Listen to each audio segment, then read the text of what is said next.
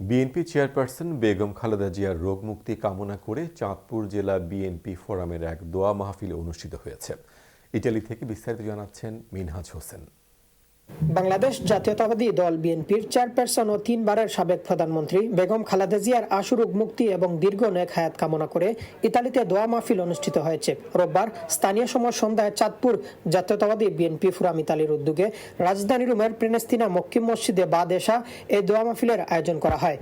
এতে সংগঠনের প্রধান উপদেষ্টা ও ইতালি বিএনপির সাবেক সহসভাপতি সিরাজুল ইসলাম হৃদার সার্বিক তত্ত্বাবধানে ও ভারপ্রাপ্ত সভাপতি মোহাম্মদ কবির হোসেনের সভাপতিত্বে সাধারণ সম্পাদক রবিউল মোল্লা ও উপদেষ্টা আলামিন বিশ্বাসের যৌথ পরিচালনায় উপস্থিত নেতাকর্মীরা বেগম খালেদা জিয়াকে স্বাধীনতা ও সার্বভৌমত্বের প্রতীক আখ্যায়িত করে তার দ্রুত সুস্থতা কামনা করেন। আল্লাহর কাছে আমাদের দেশ নেত্রীকে আমাদের মাঝে সুস্থতা দান করে ফিরিয়ে দেবে। মূল কাণ্ডারি ছিলেন দেশনেত্রী। উনি যদি এই ইলেকশন পর্যন্ত আল্লাহ যেন ওনাকে হায়াতুত তৈবা দান করে, উনি দীর্ঘ হায়াত দান করে। দলমত নির্বিশেষে প্রত্যেকেই আপনার দেশনেত্রী বেগম খালেদা জিয়ার জন্য দোয়া করতেছেন।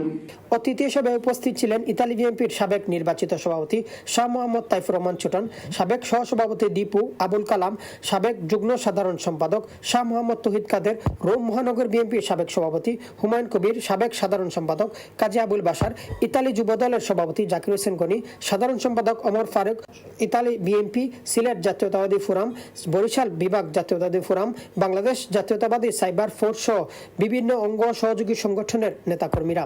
শেষে দেশ জাতীয় মুসলিম উম্মার শান্তি ও কল্যাণ কামনা করে বিশেষ দোয়া মুনাজাত করা হয়। ইতালি থেকে Minhaj Hossain, channel S news.